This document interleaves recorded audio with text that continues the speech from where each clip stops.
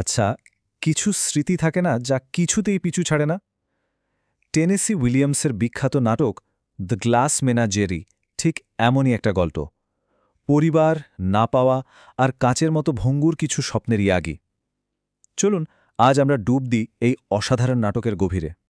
আসলে নাটকটার একেবারে ভেতরে কিন্তু লুকিয়ে আছে এই প্রশ্নটাই।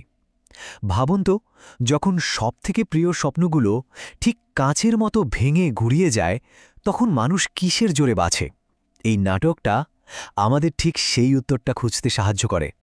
তো এই পুরো আলোচনাটাকে আমরা 5টা ভাগে ভাগ করে নিয়েছি।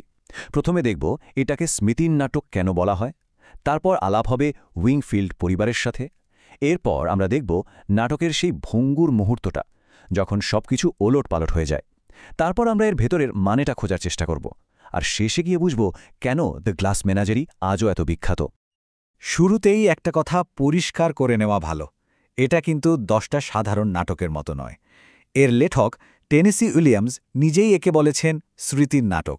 আর এই একটা শব্দই, বিশ্বাস করুন, পুরো নাটকের মানে এর সেট ডিজাইন থেকে শুরু করে চরিত্রদের কথাবার্তা সবকিছুকে একটা আলাদা লেভেলে নিয়ে গেছে।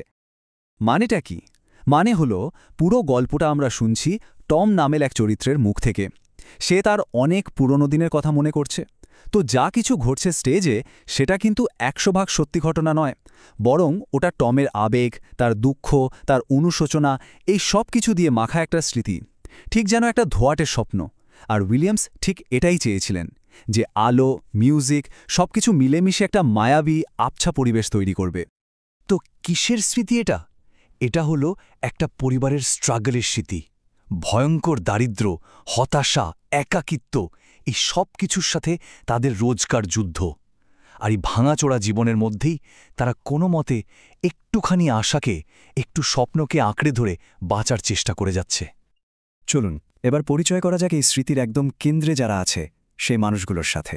উইংফিল্ড পরিবার এমন একটা পরিবার যেখানে মনে হবে প্রত্যেকেই নিজের বানানো একটা কাঁচের দেওয়ালের ভেতর আটকা পড়ে আছে।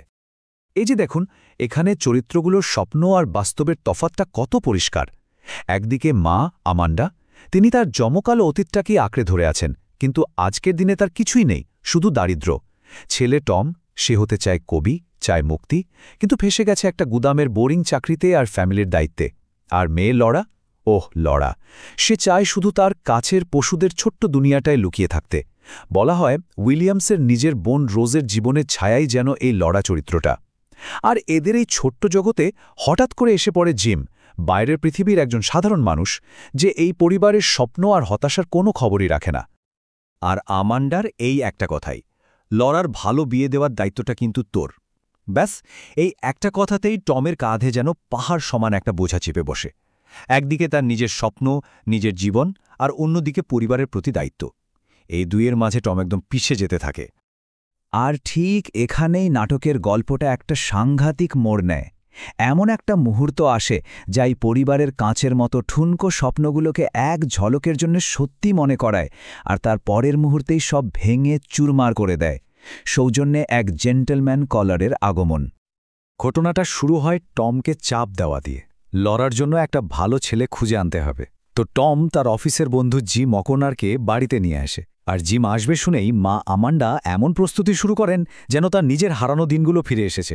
আর সবথেকে অবাক করা ব্যাপার হলো, জিমের সহজ বন্ধুত্বপূর্ণ ব্যবহারে অসম্ভব লাজুক লড়াও যেন একটু একটু করে তার খোলস থেকে বেরিয়ে আসে। কিন্তু ঠিক যখনই মনে হয় সবকিছু ঠিক হয়ে যাচ্ছে, তখনই পরপর দুটো ধাক্কা আসে। এক, নাচের সময় লড়ার সবথেকে প্রিয় কাচের ইউনিকর্নটা ভেঙে যায়। আর দুই, জিম জানায় যে সে অন্য একজনকে ভালোবাসে, তাদের এঙ্গেজমেন্টও হয়ে গেছে।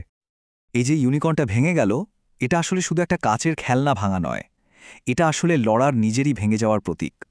তার ছোট্ট ভঙ্গুর মনটা, তার সমস্ত আশা, স্বপ্ন সবকিছুই যেন ইউনিকর্নের সাথেই চুরমার হয়ে গেল। এই ঘটনার পর টম আর থাকতে পারে না। সে যা চেয়েছিল সেই মুক্তি সে বেছে নেয়। বাড়ি ছেড়ে, পরিবার ছেড়ে সে পালিয়ে যায়। কিন্তু ব্যাপারটা হলো, সে শরীরটা নিয়ে তো পালিয়ে গেল, কিন্তু তার মনটা আটকেই রইল। ফেলে আসা বোনের স্মৃতি, তাকে ছেড়ে যাওয়ার অপরাধবোধ, এটা তাকে সারা জীবন ভূতের মতো তাড়া করে ফেলে। তো নাটকের গল্পটা তো মোটামুটি বোঝা গেল, কিন্তু এর আসল মজাটা, আসল সৌন্দর্যটা কিন্তু লুকিয়ে আছে এর গভীরে। চলুন এবার সেই ভেতরের অর্থ, থিম আর সিম্বলগুলো নিয়ে একটু কথা বলা যাক। দেখুন, পুরো নাটকটা দাঁড়িয়ে আছে দুটো জিনিসের লড়াইয়ের উপর, স্মৃতি আর বাস্তবতা। একদিকে আছে পুরনো দিনের সুন্দর মায়াবী স্মৃতি, যদিও তার সাথে কষ্টও জড়িয়ে আছে, আর অন্যদিকে আছে আজকের দিনের রূঢ় বাস্তবতা, যেখানে শুধু দারিদ্র্য, হতাশা আর দম বন্ধ করা একটা জীবন। এর কোর থিমগুলো কি? প্রথমত, ভঙ্গুরতা বা ফ্রাজিলিটি। আর এটা শুধু লরা বা তার কাচের পুতুলের মধ্যে নেই, আসলে পুরো উইংফিল্ড পরিবারটাই ভীষণ ভঙ্গুর। এর সাথে আছে পালানোর ইচ্ছা, মানে এসকেপ, আছে ভেঙে যাওয়া স্বপ্ন, আর আছে পরিবার আর ব্যক্তিগত কর্তব্যের মধ্যে সেই চিরন্তন লড়াই। আর এই থিমগুলোকে লেখক ফুটিয়ে তুলেছেন দারুণ সব প্রতীক বা সিম্বলের মাধ্যমে। প্রতীক কি? প্রতীক হলো এমন কোনো জিনিস বা আইডিয়া যার একটা সাধারণ মানে তো আছেই, কিন্তু তার আড়ালে আরও গভীর একটা মানে লুকিয়ে থাকে। এই নাটকের সবথেকে বড় প্রতীক হল এর নামটাই, দ্য গ্লাস ম্যানেজারি। লরার ওই যে ছোট ছোট কাঁচের পশুদের সংগ্রহ, ওটা আসলে লরার নিজেরই একটা প্রতিচ্ছবি।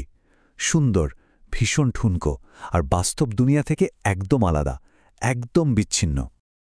আরেকটা দারুণ সিম্বল হল ফায়ার এসকেপ, মানে বাড়ির বাইরে জরুরি অবস্থায় বেরোনোর সিঁড়িটা। এটা শুধু একটা সিঁড়ি নয়, টমের জন্য এটা ওই দমবন্ধ করা পরিস্থিতি থেকে, ওই পারিবারিক দায়িত্ব থেকে পালানোর একমাত্র রাস্তা। তো সবশেষে প্রশ্নটা এসেই যায়, এত বছর কেটে গেল, তবু কেন দ্য গ্লাস ম্যানেজারি আজও এত প্রাসঙ্গিক? আমেরিকান থিয়েটারের একটা মাইলস্টোন হিসাবে কেন একে দেখা হয়? কি আছে এর মধ্যে যা একে কালজয়ী করে তুলেছে? এর কারণ হল এটা শুধু একটা বানানো গল্প নয়, এটা অনেকটা লেখকের নিজের জীবনের আয়না। টেনেসি উইলিয়ামস তার নিজের পরিবারের কষ্ট, বিশেষ করে তার বোন রোজ, যে মানসিকভাবে অসুস্থ ছিল, তার প্রতি নিজের অপরাধবোধ সবকিছু যেন এই নাটকের মধ্যে ঢেলে দিয়েছেন। আর এর যে কাব্যিক ভাষা, অসাধারণ সব প্রতীক, আর একটা ভাঙা পরিবারের দিকে এত মায়া নিয়ে টাকানো, এই সবকিছু মিলে নাটকটাকে একই সাথে খুব ব্যক্তিগত আর সবার জন্য প্রাসঙ্গিক করে তুলেছে। শেষ পর্যন্ত নাটকটা আমাদের কি বলে? হয়তো খুব সহজ, কিন্তু খুব সত্যি একটা কথা। জীবন কখনোই আমাদের প্ল্যান মতো চলে না। স্বপ্ন ভাঙে, এটাই নিয়ম। কিন্তু নাটকটা এটাও দেখায় যে সেই ভাঙা স্বপ্নগুলোকে নিয়েই মানুষ কোনো না কোনোভাবে টিকে থাকে, বেঁচে থাকার একটা রাস্তা বের করে নেয়। কিন্তু একটা প্রশ্ন শেষেও থেকে যায়, কার পালানোটা বেশি দুঃখের? টমের বাড়ি ছেড়ে চলে যাওয়া, যা তাকে সারা জীবন অপরাধবোধে পোড়ায়, নাকি লরার নিজের মনের ভেতর পালিয়ে যাওয়া, যা তাকে বাস্তব পৃথিবী থেকেই আলাদা করে দেয়? এটা সত্যিই ভাবার মতো একটা প্রশ্ন।